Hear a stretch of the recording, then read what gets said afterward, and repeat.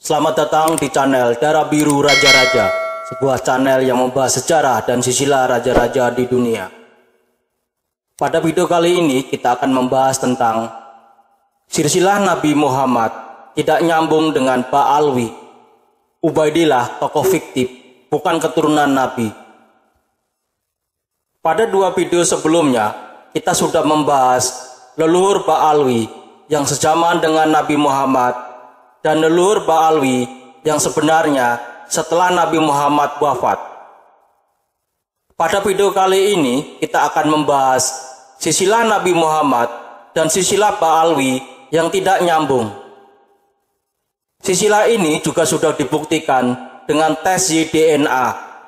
Dari hasil tes Y-DNA, Nabi Muhammad memiliki haplogrup J1, sedangkan haplogrup Ba'alwi adalah G2 yang sama atau identik dengan haplogrup orang Yahudi Askenazi atau Yahudi Khazarian. Silsilah Bani Alwi atau Ba'alwi sangat penting untuk memahami silsilah Ba'alwi agar kita tidak tertipu oleh tipu daya orang-orang Ba'alwi yang sudah berjalan ratusan tahun di negeri ini. Kita harus bisa membersihkan silsilah keluarga Nabi Muhammad dari klaim-klaim orang yang sebenarnya bukan atau tidak memiliki darah dari Nabi Muhammad. Hal ini kita lakukan untuk menghormati keluarga Nabi Muhammad yang sesungguhnya dan menempatkan marwah keluarga Nabi Muhammad ke tempat yang sangat terhormat. Jangan sampai ada orang yang mengaku keturunan Nabi Muhammad tetapi tingkah lakunya jauh dari sifat dan tuntunan Nabi Muhammad. Pada silsilah ini, kami hanya membuat silsilah yang direct atau langsung dari orang yang diklaim keturunan Nabi Muhammad sampai orang yang mencantolkan nasab.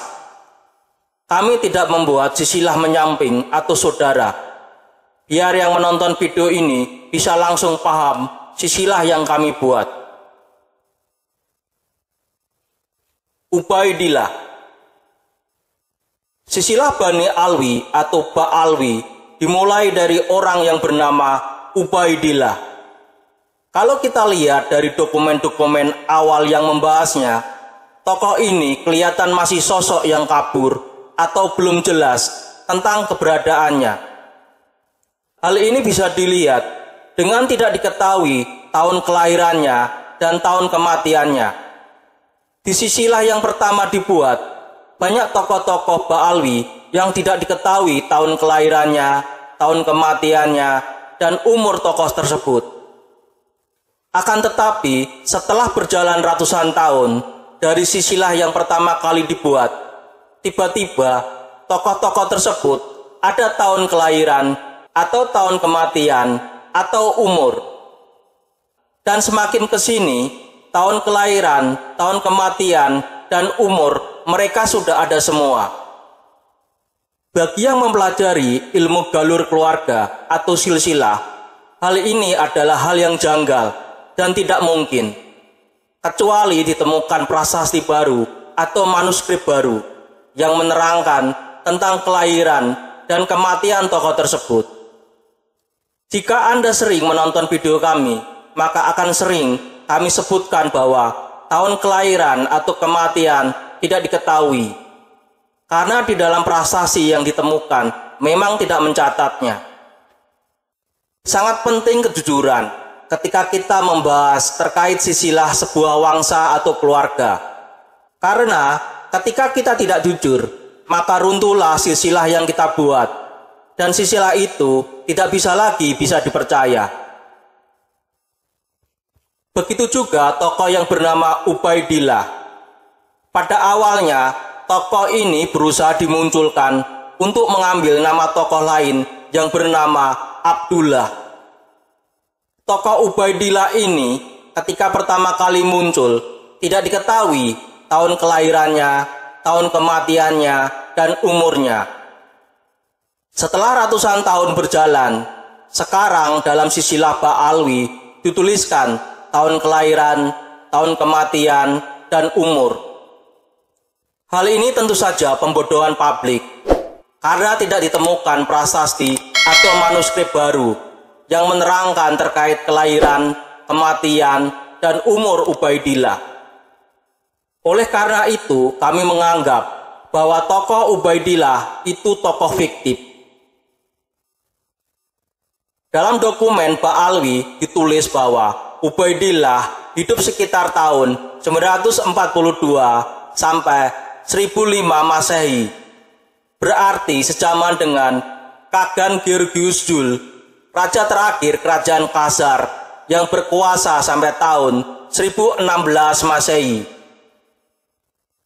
Ketika kerajaan Khazar runtuh, penduduk kerajaan Khazar pergi terpencar ke beberapa kerajaan. Para pelancong Yahudi abad ke-12 terus menyebut mereka secara sepintas. Orang-orang Yahudi Khazar diketahui pernah tinggal di kota Kiev dan bahkan beremigrasi ke Spanyol, Kekaisaran Bizantium, dan Irak. Kemungkinan orang Yahudi Askenazi yang tinggal di Irak beremigrasi ke Yaman dan mendirikan keluarga di sekitar Hadramaut. Sebagian dari mereka kemudian berpindah agama menjadi Islam dan mengaku sebagai keturunan Nabi Muhammad. Pengakuan ini tentu bertentangan dengan kenyataan bahwa mereka memiliki DNA Y kromosom haplogrup G, sedangkan keturunan Nabi Ibrahim memiliki haplogrup J. Demikian juga Nabi Muhammad dan Ali, serta keturunan dari Ali dan Fatimah, putri Nabi. Dalam silsilah ini, Ubaidillah kami buat dalam kotak warna dasar magenta sebagai simbol bahwa Ubaidillah kemungkinan besar adalah tokoh fiktif.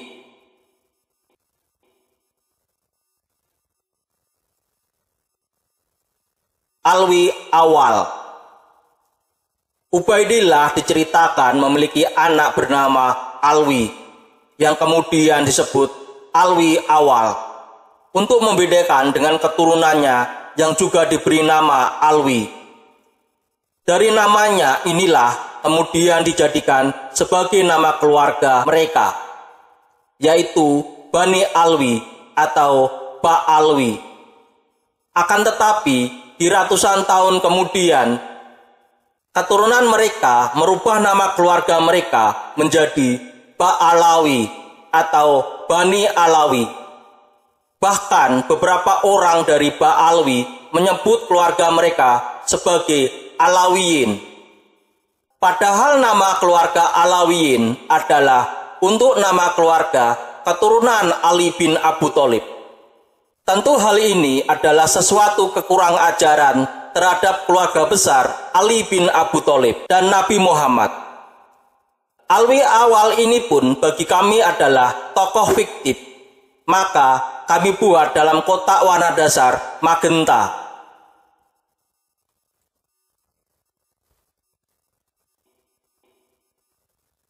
Muhammad Sohibus Saumiyah. Alwi awal diceritakan memiliki anak bernama Muhammad. Di dalam beberapa versi, silsilah Ba'alwi namanya kadang ditulis Muhammad Sohibus Saumiyah. Kami tidak bisa memastikan apakah Muhammad dengan Muhammad Sohibus Saumiyah adalah tokoh yang sama. Karena kami lebih mempercayai bahwa tokoh ini adalah tokoh fiktif. Dan oleh karena itu, kami buat dalam kotak warna dasar magenta.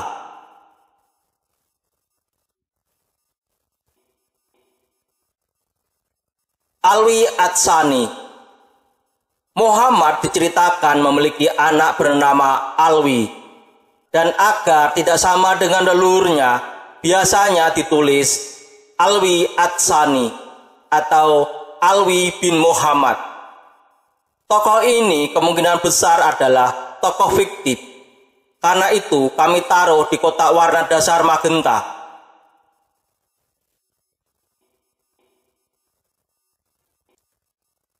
Ali Koli Kosam.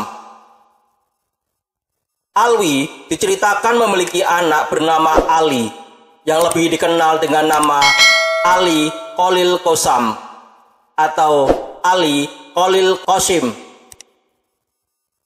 Tokoh ini kemungkinan besar adalah tokoh fiktif. Karena itu, kami taruh di kotak warna dasar magenta.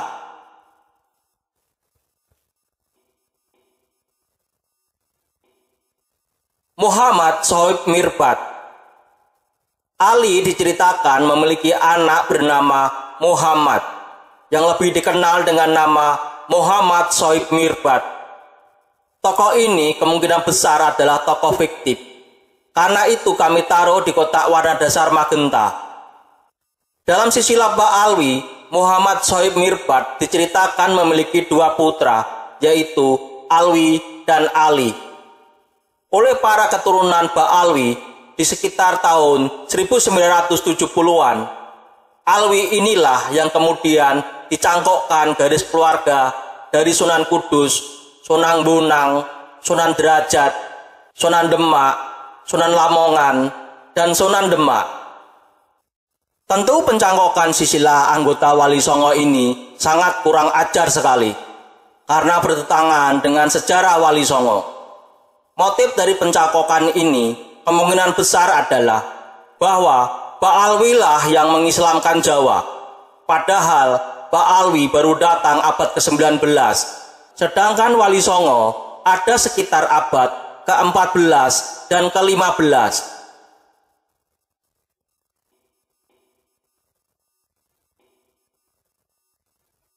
Ali Wahidil Faqih. Muhammad Shoaib Mirbad diceritakan memiliki anak bernama Ali, yang lebih dikenal dengan nama Ali Wahidil Faqih. Tokoh ini kemungkinan besar adalah tokoh fiktif.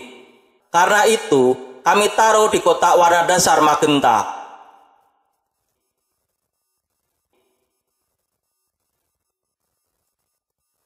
Muhammad Faqih Mokodam. Ali Wahidil Faqih diceritakan memiliki anak bernama Muhammad, yang lebih dikenal dengan nama Muhammad Faqih Mokodam. Muhammad Faqih Mokodam ini di kalangan Ba'alwi sering diceritakan bisa mi'raj 70 kali dalam semalam. Sebuah kisah fiksi untuk membesar-besarkan tentang kelebihan leluhur fiktifnya. Nabi Muhammad aja yang Nabi dan Rasul hanya pernah mi'raj 1 kali. Lah ini ada orang yang ngaku-ngaku keturunan Nabi, kok ceritanya lebih hebat dari Nabi. Kata Roma Irama, ini benar-benar terlalu. Tokoh ini kemungkinan besar adalah tokoh fiktif. Karena itu, kami taruh di kotak warna dasar magenta.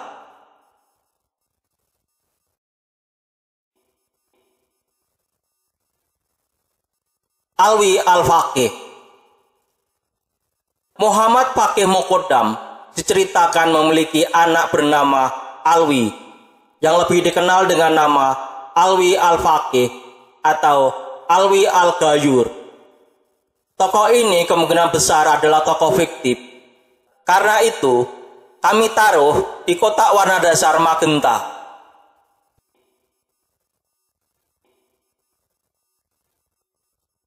Ali.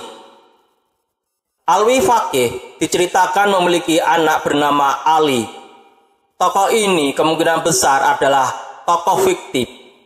Karena itu kami taruh di kotak warna dasar magenta.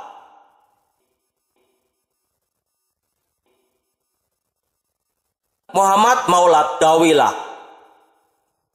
Ali diceritakan memiliki anak bernama Muhammad, yang lebih dikenal dengan nama Muhammad Maulad Dawilah.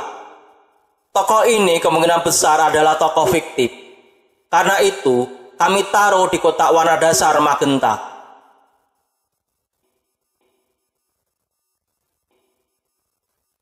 Abdurrahman Assegaf. Muhammad Maulad Dawilah diceritakan memiliki anak bernama Abdurrahman, yang lebih dikenal dengan nama Abdurrahman Assegaf. Tokoh ini kemungkinan besar adalah tokoh nyata, karena ia adalah kakek dari Ali Sakron. Karena itu, kami taruh di kotak warna dasar jingga. Abu Bakar Sakron. Abdurrahman Assegaf diceritakan memiliki anak bernama Abu Bakar, yang lebih dikenal dengan nama Abu Bakar As-Sakron. Tokoh ini kemungkinan besar adalah tokoh nyata, karena ia adalah ayah dari Ali Sakron. Karena itu, kami taruh di kotak warna dasar jingga. Ali Sakron. Abu Bakar Sakron diceritakan memiliki anak bernama Ali, yang lebih dikenal dengan nama Ali As-Sakron. Tokoh ini kemungkinan adalah tokoh nyata. Karena itu, kami taruh di kotak warna dasar jingga. Ali As-Sakron menulis sebuah kitab yang diberi nama Al-Burqah. Dalam kitab itulah, untuk pertama kali nama Ubaidillah disebut sebagai anak Ahmad bin Isa dengan argumen bahwa Ubaidillah ini adalah nama lain Abdullah yang disebut dalam kitab Al-Suluk karya Al-Jundi.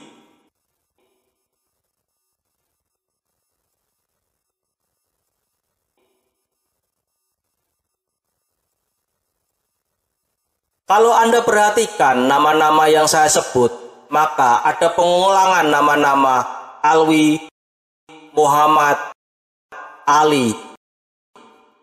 Pengulangan nama-nama ini menunjukkan bahwa kemungkinan besar nama-nama ini dikarang setelah ratusan tahun untuk menyambungkan silsilah mereka ke nama yang ingin mereka sambung.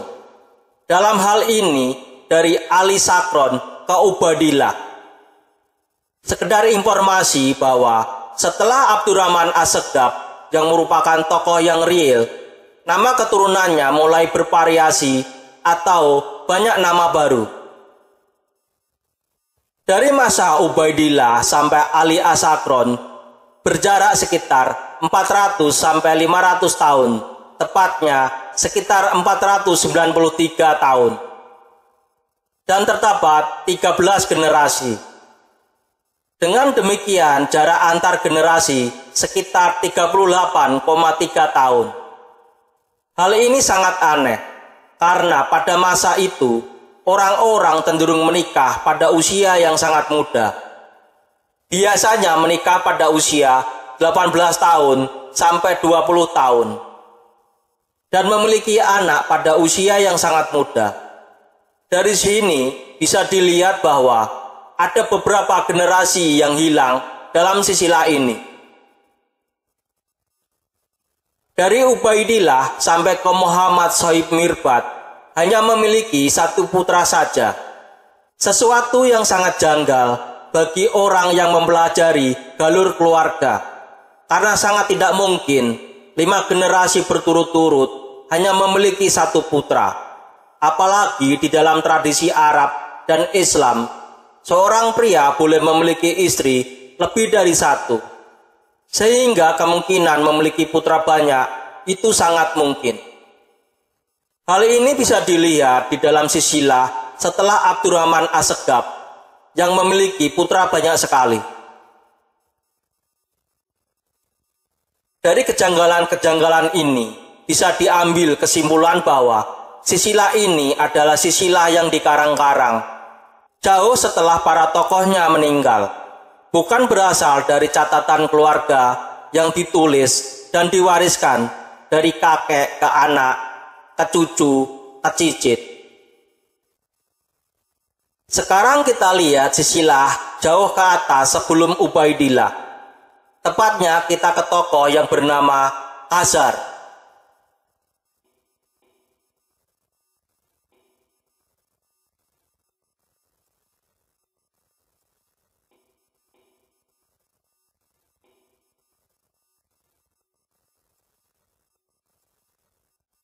Khazar putra dari Togarma. Togarma putra dari Gomer.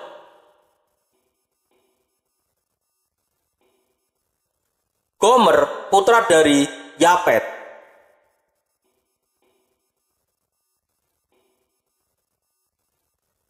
Yafet putra dari Nuh. Nabi Nuh memiliki 3 putra, yaitu Sem, Ham, dan Yafet.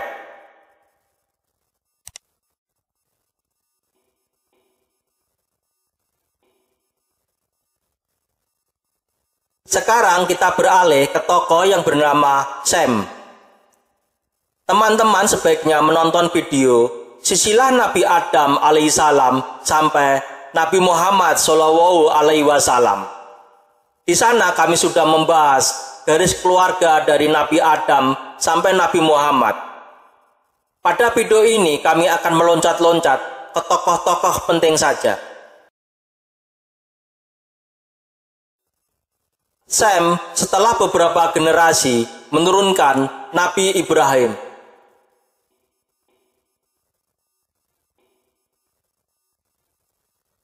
Nabi Ibrahim memiliki putra Ismail.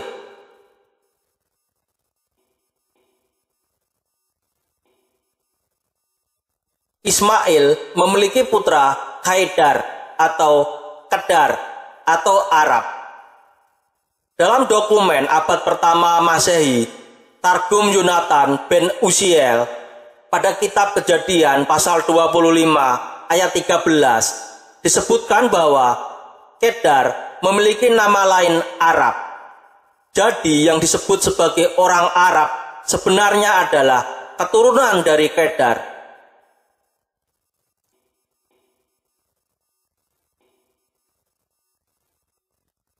Kedar setelah beberapa generasi menurunkan tokoh bernama Fihr bin Malik atau Karis atau Quraisy. Fihr inilah yang menurunkan suku Quraisy yang tinggal di Mekah.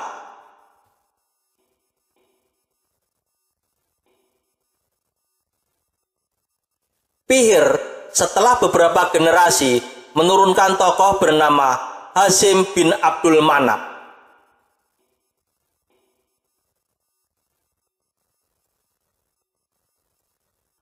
Hasyim memiliki putra Abdul Muthalib.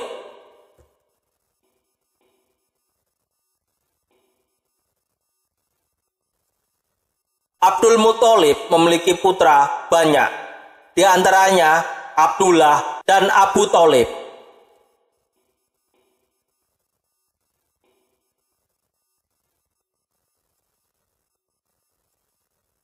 Abdullah memiliki putra Muhammad, yang di kemudian hari menjadi nabi dan rasul terakhir.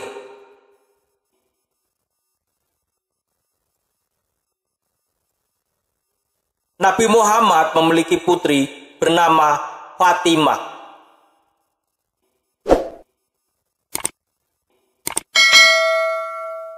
Abu Thalib memiliki putra Ali. Ali menikah dengan Fatimah. Dan dari pernikahan ini memiliki 2 putra, Hasan dan Husain. Keturunan Hasan yang laki-laki bergelar Syarif dan yang perempuan bergelar Syarifah. Keturunan Husain yang laki-laki bergelar Sayyid dan yang perempuan bergelar Sayyidah. Keturunan Ali inilah yang disebut sebagai Bani Ali atau Alawiyin atau Alawiyah.